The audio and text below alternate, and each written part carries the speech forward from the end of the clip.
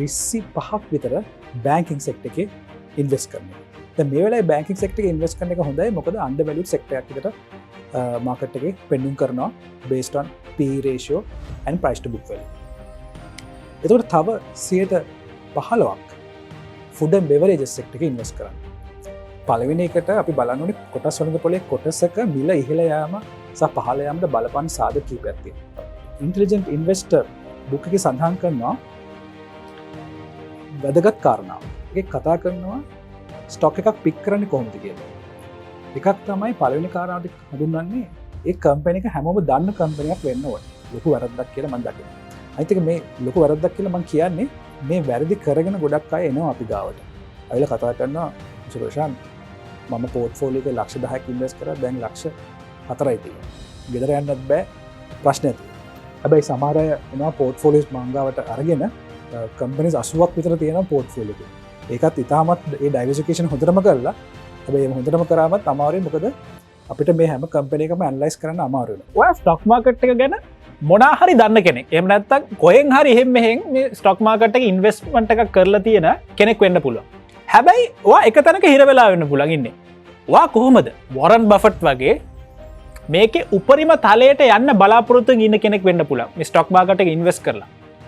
ඒ වගේ කෙනෙක් නම් මේ වීඩියෝ එක අනිවාර්යෙන් බලන්න ඕනේ වීඩියෝ. මීට කලින් වීඩියෝ එකේදී මේ ස්ටොක් මාකට් එකට ඉන්වෙස්ට් කරන්න ඔයා බිගිනර් කෙනෙක් නම් කිසිම දැනුමක් නැති කෙනෙක් නම් කොහොමද වැඩේ පටන් ගන්න පිළිබඳව අපි එඩියුකේට් කරපු රොෂාන් ෆර්නැන්ඩෝ.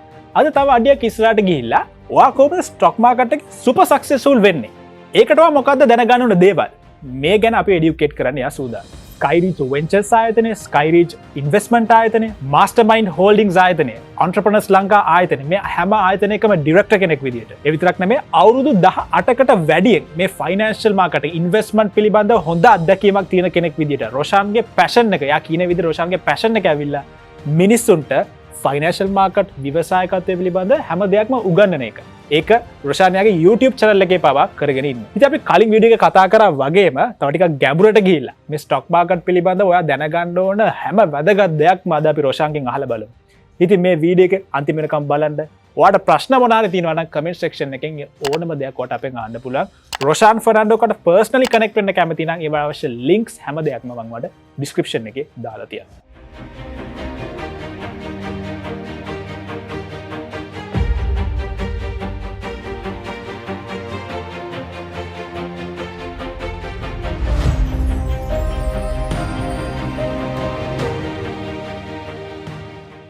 හරි රොෂාන් අපි වැඩේ පටන් ගමු මෙහෙම කෙනෙක් ඉන්නවා ස්ටොක් මාකට් එකේ ඉන්වෙස්ට් කරන්න කොහොමද යාගේ පළවෙනි ඉන්වෙස්ට්මන්ට් එක කරන්නේ පළවෙනි ඉන්වෙස්ට්මන්ට් එක කරන්න ක්‍රියාවලි 5කින් මම විස්තර කරන්න පළවෙනි එක තමයි මුස්නා අපි බලන්න ඕනේ ඉන්වෙස්ට් කරන්න ඉස්සෙල්ලා තමන්ගේ අතේ තියෙන මුදල් ප්‍රමාණය බලලා ෆික්ස්ඩ් ඉන්කම් ඉක්විටි වලට කොච්චරක් දාන්න පුළුවන්ද කියලා බලලා ඉන්වෙස්ට් කරන්න ඕනේ මම හිතන්නේ අපි ඉස්සෙල්ලා කරපු වීඩියෝ එකේ කතා කරා ෆික්ස්ඩ් ඉන්කම් සහ ඉක්විටි මික්ස් එක හදාගන්නේ කොහොමද කියලා.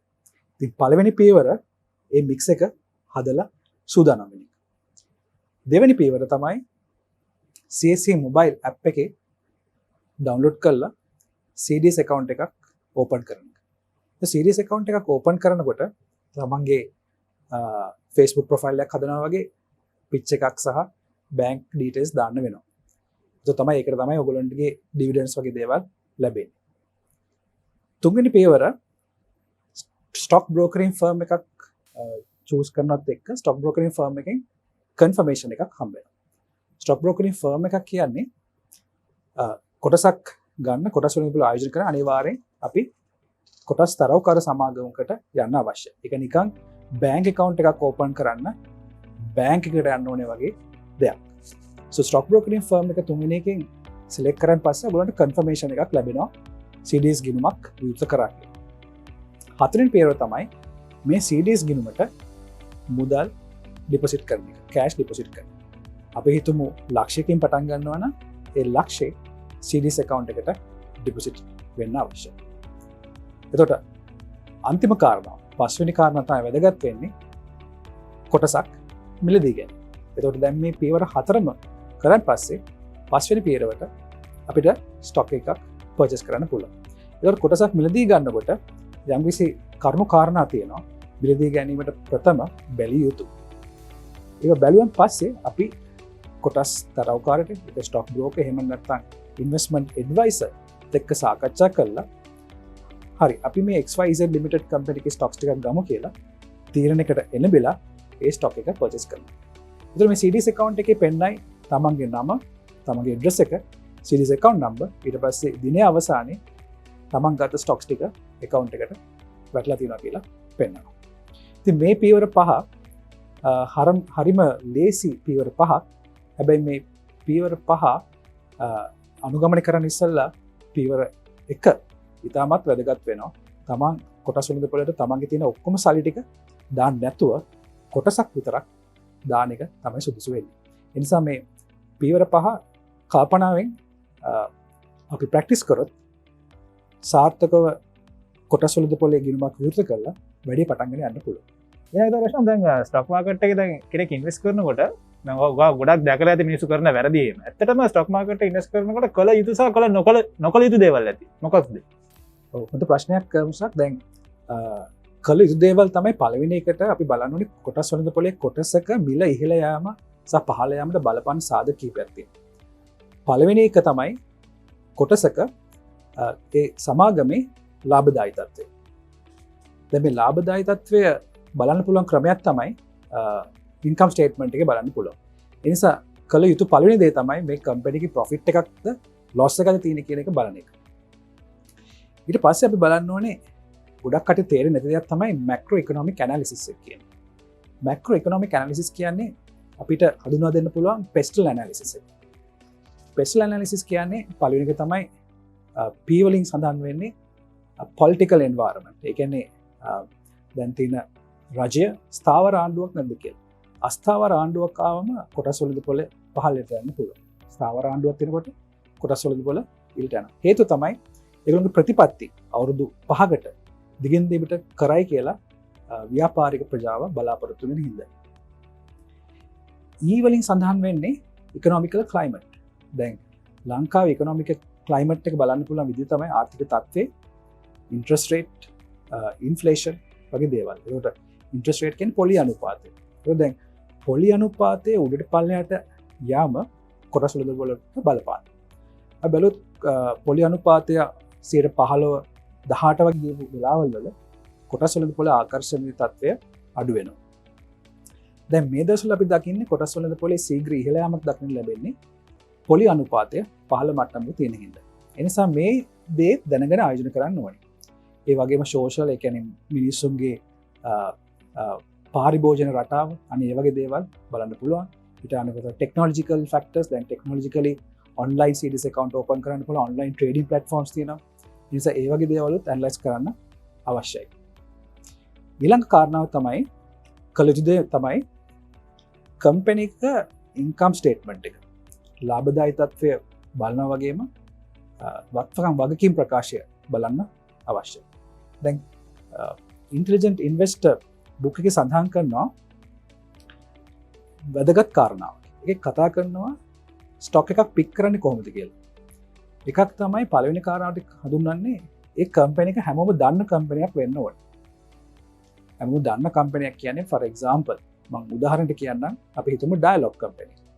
එක්ක HMB කම්පැනි. එහෙමත් නැත්නම් SLT. ජෝන් කීල්ස්. අන්න මේ වගේ හැමෝම දන්න කම්පැනි.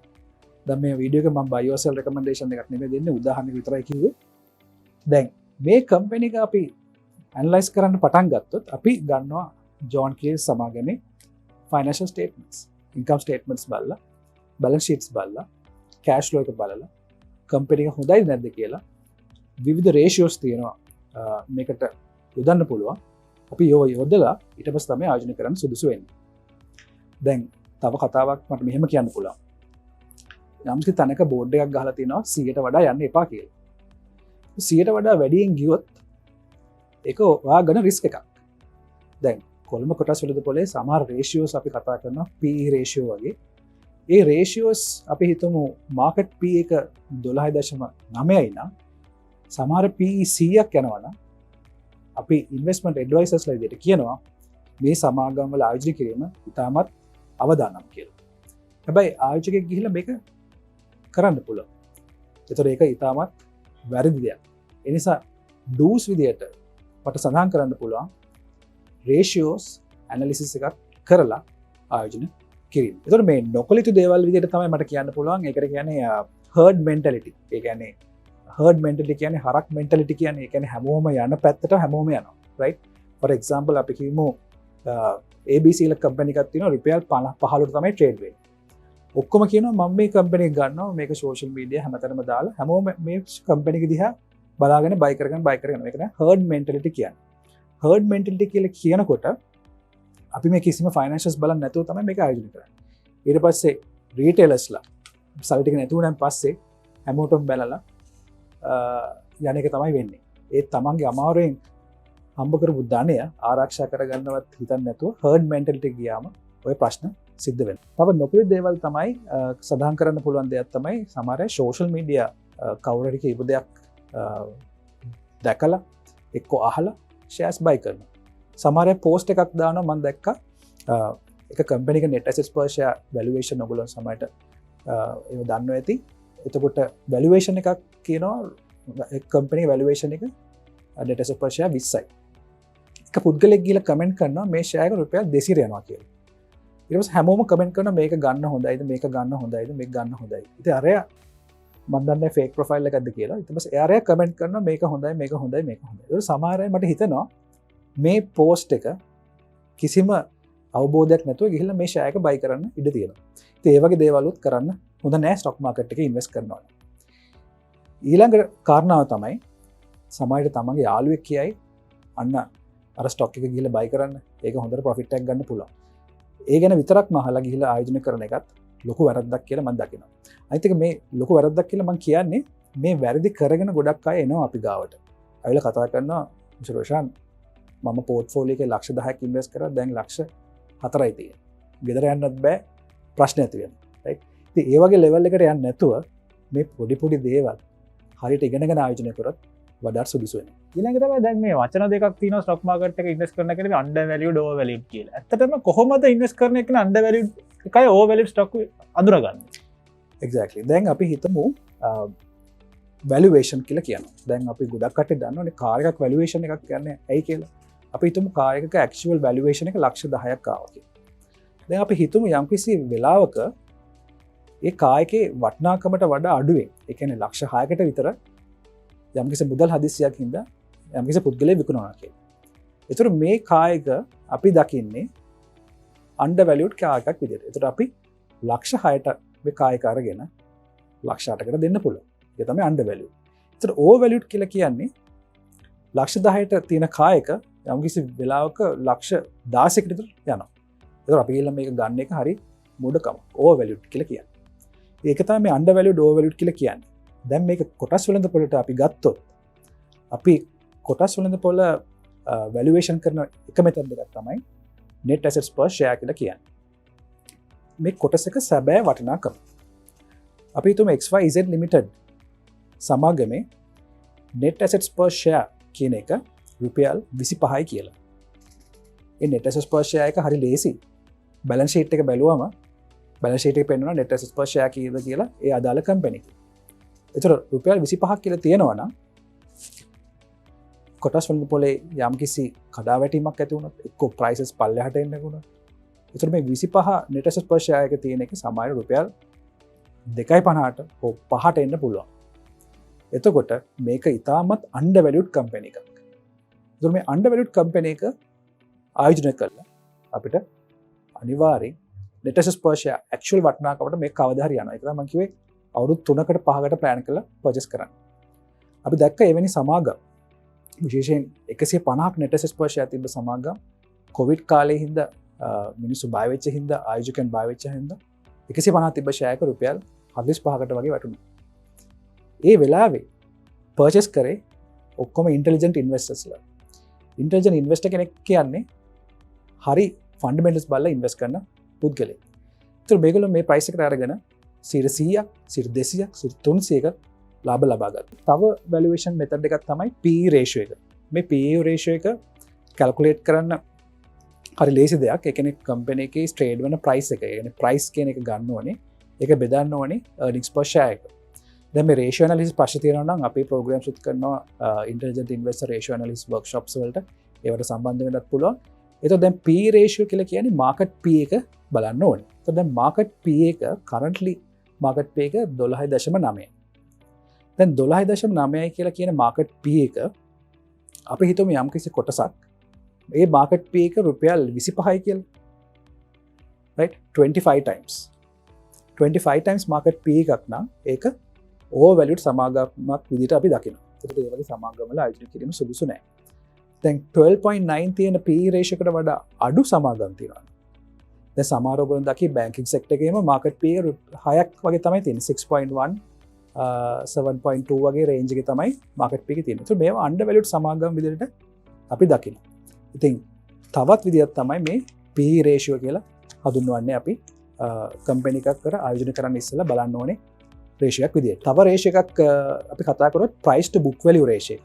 ඒ කියන්නේ price divided by book value. එතකොට මේ කම්පැනි එකේ අපි හිතමුත් මේ කම්පැනි එක අපි හිතුවොත් price to book value එකට වඩා අඩු නම් right එකට වඩා අඩු නම් අපි කියන්නේ මේක undervalued කම්පැනි එකක් කියලා. ඒ කියන්නේ asset value එකට වඩා අඩුවෙන් තමයි trade වෙන්නේ. සමාගමක ඇත්ත වටිනාකමට වඩා අඩුවෙන් ට්‍රේඩ් වෙනවා නම් අපි හිතනවා ඒක හොඳ සමාගමක් කියලා. අපි දැන් බැලන්ස් ෂීට් එකේ ඒක හොයාගන්න පුළුවන් සැබෑ වත්කම් ටික අරගෙන book value එක price එක බෙදෙන්න book value එකෙන් අපිට ඒ වටිනාකම ලබා ගන්න පුළුවන්.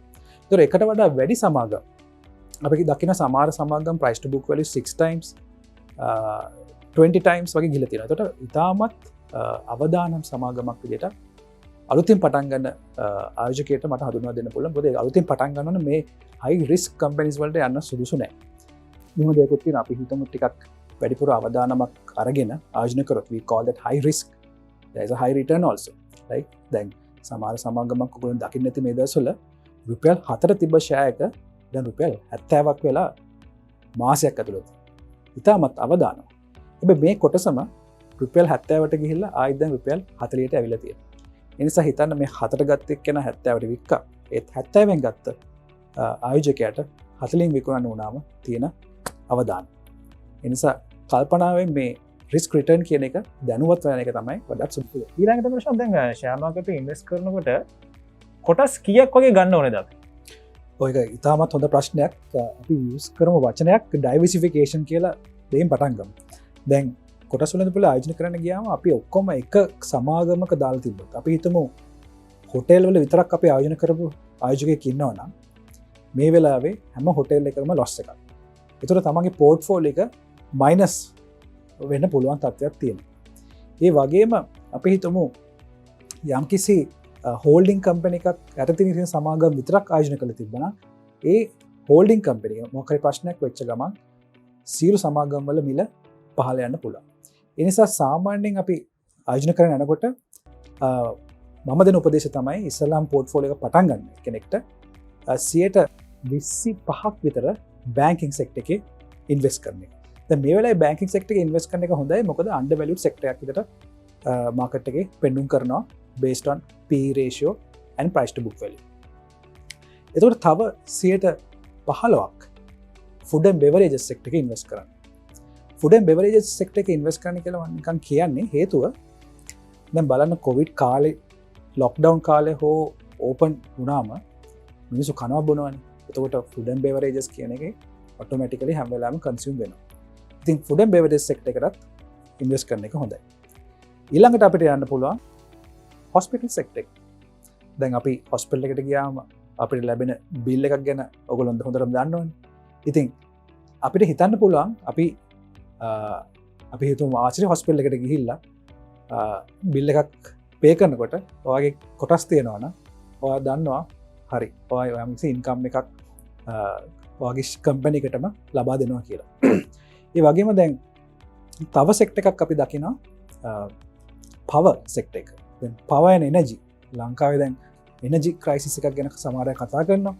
ඒ වගේම අපි දකිනවා ගොඩක් පවර් කම්පැනිස් පටන්ගෙන තියෙනවා. ඉතින් power and energy sector එකත් ඉන්වෙස්ට් කරන එක හොඳයි. ඊට පස්සේ diversification is manufacturing ඒ වගේ sectors රාශියක් තියෙනවා. ඉතින් මුෂ්ණකාපු ප්‍රශ්නයට උත්තරයක් විදිහට මට කියන්න පුළුවන් අපි හිතමු බිලියන් ලක්ෂ 10ක පෝර්ට්ෆෝලියෝයක් හදන පුද්ගලයෙක්ට කොටස් 7කට වගේ ඩයලූට් කරගන්න එක සුදුසුයි. එතකොට 10 මිලියන් වගේ පෝර්ට්ෆෝලියෝයක් කරනවා නම් 10 ස්ටොක්ස් වලට වගේ ඩයලූට් කරන එක හොඳයි. හැබැයි සමහර අය එනවා පෝර්ට්ෆෝලියෝස් මංගාවට අරගෙන කම්පැනිස් 80ක් විතර තියෙනවා පෝර්ට්ෆෝලියෝ එකේ. ඒකත් ඉතාමත් ඒ ඩයිවර්සිෆිකේෂන් හොඳටම කරලා හැබැයි හොඳටම කරාමත් අමාරුයි මොකද අපිට මේ හැම කම්පැනි එකම ඇනලයිස් කරන්න අමාරු වෙනවා. ඒ වගේම ප්‍රතිලාභයක් ගන්න වුණාම ඒ අඩු ප්‍රමාණයක් කොටස් හැම එකෙම කොටස් 100 100 200 ඔහොම තිබ්බම එයාට ඉගෙන ගන්න හොඳයි. හැබැයි ප්‍රතිලාභයක් ගන්න එයාට අමාරු වෙනවා. ඒ නිසා දල වශයෙන් මැක්සිමම් වැඩි වුණොත් කොටස් 15කට වගේ සීමා වෙන එක හොඳයි. හැබැයි අර සෙක්ටර්ස් වල ඩයලූට් කරගන්න එක තමයි වඩාත්ම සුදුසු වෙන්නේ. ඊළඟ ප්‍රශ්න. මේ වීඩියෝ එක බලන ගොඩක් අය ආසාවෙන් බලන් ඉන්න ප්‍රශ්නයක්. කොහොමද මේ කැපිටල් ගේන් එහෙම නැත්නම් ඩිවිඩන්ඩ් එක අපිට ලැබෙන්නේ නැත්නම් උපයන්නේ කොහොමද ඒක වෙන්නේ? ඔව්. දැන් කැපිටල් ගේන් කියන්නේ අපි කියනවා ඒකට ප්‍රාග්ධන ලාභ කියලා. ඒ කියන්නේ ඒක තමයි ගොඩක් කට්ටිය බලාපොරොත්තු වෙන්නේ. අපි හිතමු යම්කිසි කොටසක්. එහෙම නැත්නම් අපි මෙහෙම කතා කරමු කොටසකට යන්න ඉස්සෙල්ලා අපි ෆෝන් එකක් ගැන කතා කරමු. ෆෝන් එකක් ඔයා ගන්නවා රුපියල් 60000කට. ඒ ෆෝන් එක 60000ට අරන් ඔයා ලක්ෂයකට විකුණනවා. මේ ගැප් එක 40000 තමයි ඔයගොල්ලෝ කැපිටල් ගේන් ප්‍රාග්ධනය ලාභ කියලා ගන්න පුළුවන්. කොටසක් ගමු. කොටසක් ඔයා 60කට ගන්නවා. 60කට අරන් රුපියල් 100ට විකුණනවා. කොටස් 1000ක් ගත්තා. 60 ගානේ 60000යි. කොටස් වික්කම රුපියල් ලක්ෂයක මුදලක් හම්බ වෙනවා. මේ 40000 තමයි අපි ප්‍රාග්ධන ලාභය. ඉතින් ගොඩක් කට්ටිය කියන්නේ මම මේ ෂෙයා මාකට් එකේ ප්‍රොෆිට් කරා, මෙච්චර ප්‍රොෆිට් කරා. ඒ කතා කරන්නේ ප්‍රාග්ධන ලාභ සම්බන්ධව. ඊළඟ තමයි ලාභාංශ. ලාභාංශ එහෙමත් නැත්නම් ඩිවිඩන්ඩ්ස් දෙන කම්පැනිස් අපි සඳහන් කරොත් බැංකින් සෙක්ටර් එක, ෆයිනෑන්ස් කම්පැනි එක, ඒ වගේ මැනුෆැක්චරින් වල අපි දැක්ක ගොඩක් ඩිවිඩන්ඩ්ස් ලබා දෙන සෙක්ටර් එකක් විදිහට හඳුන්වා දෙන්න පුළුවන්. මේ ලාභාංශ කියන්නේ දැන් කොළඹ කොටස් වලින් ආයෝජනය කරන්න ඉන්න ඔබ හිතන්න මෙහෙම දැන් ඔයා ගිහිල්ලා ඉන්වෙස්ට් කරනවා යම්කිසි සමාගමක. අපි හිතමු උදාහරණයකට කමර්ෂල් බැංක්. ඉන්වෙස්ට් කරලා අද ඔයගොල්ලෝ නින්දට යනවා. මේ සතියම නිදාගෙන හිටියා කියලා කියමු. හැබැයි ඔයගොල්ලෝ කරපු ආයෝජනයට ස්ටාෆ් එක වැඩ කරන, බ්‍රාන්චස් වැඩ කරන, ඔපරේෂන්ස් ගොඩක් වෙනවා. ඊට පස්සේ මේගොල්ලෝ මේ ලෝන්ස් දෙනවා, ෆික්ස්ඩ් ඩිපොසිට්ස් ලබා ගන්න මේ ඔක්කොම අරගෙන ලාභයක් උපයනවා. ඉතින් මේ සතිය ඔයගොල්ලෝ නිදාගෙන හිටියත් මේ ඔපරේෂන් එක යනවා. ඊට පස්සේ අපි හිතමු මාස 3කට පස්සේ මේගොල්ලෝ කියනවා මෙච්චර ලාභයක් ලබාගෙන තියෙනවා. මේ කම්පැනි එක ලබාගත්ත ලාභෙන් ප්‍රතිශතයක් ආයෝජකයන්ට ඩිවිඩන්ඩ්ස් එහෙමත් නැත්නම් ලාභාංශ විදිහට ලබා දෙනවා. මේක තමයි ලාභාංශ කියලා කියන්නේ. ඉතින් සමහර සමාගම් තමයි සාර්ථකව ලාභ ලබාගෙන යනකොට සමහර ආයෝජකයෝ ඇහැගහගෙන ඉන්නවා කොච්චර ඩිවිඩන්ඩ් එකක් දෙයිද කියලා. දැන් ගිය අවුරුද්ද අපි බැලුවොත් සමහර සමාගම් 12ක් 13ක් 14ක් වගේ ඉතාමත් වැඩි ඩිවිඩන්ඩ්ස් ප්‍රමාණයක් ලබා දීලා තියෙනවා. දැන් මම වැඩි කියලා හඳුන්වන්නේ පොලි අනුපාතයත් එක්ක.